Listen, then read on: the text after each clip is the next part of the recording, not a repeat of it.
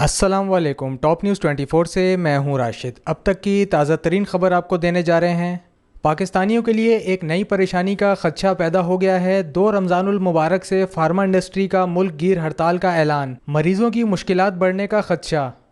रमज़ानुल मुबारक की आमद से पहले ही आवाम के लिए बड़ी परेशानी आ गई। पाकिस्तान की फार्मा इंडस्ट्री ने हुकूमत के सेल टैक्स के खिलाफ 2 रमज़ान से मुल्क गिर हड़ताल का ऐलान कर दिया है, जिसके बायस मरीजों की मुश्किलात में इजाफे का खदशा है। लाइव इन फार्मा के मुताबिक हुकूमत ने फार्मा इंडस्ट्री को एक बंद गली में खड़ा कर दिया है। सेल्स टैक्स कंज्यूमर से लिया जाता है, लेकिन हुकूमत फार्मा इंडस्ट्री से वसूल कर रही है। फार्मा इंडस्ट्री ने बार बार हुकूमत से दरख्वास्त की है कि इस मामले पर नजरसानी की जाए, लेकिन इस पर हुकूमत की जानिब से कोई एक्शन नहीं लिया जा रहा। इस वक्त पाकिस्तान में फार्मा की 650 फैक्ट्रियां हैं जो 15 से 16% के मार्जिन पर काम कर रही हैं, लेकिन हुकूमत ने इन पर 17% सेल टैक्स आयद कर दिया है। इस सूरत हाल में फार्मा इंडस्ट्री के लिए काम करना मुमकिन नहीं रहा। इसलिए 2 रमज़ानुल मुबारक से फार्मा इंडस्ट्री का मुल्क गिर हड़ताल करने का ऐलान किया गया है और कहा गया है कि आइंदा के लाए अमल का ऐलान भी किया जाएगा। इन्होंने वाजे किया है कि हड़ताल से मुल्क भर में अद्वियात की किल्लत भी पैदा हो सकती है, जिसके नतीजे में मरीजों को शदीद परेशानी और मुश्किलात का सामना करना पड़ सकता है। फार्मा इंडस्ट्रीज का कहना है कि इसका सारा जिम्मा हुकूमत के सर होगा, क्योंकि फैक्ट्रियां बंद करने से हम कोई फायदा नहीं हासिल कर रहे बल्कि अपना नुकसान कम कर रहे हैं।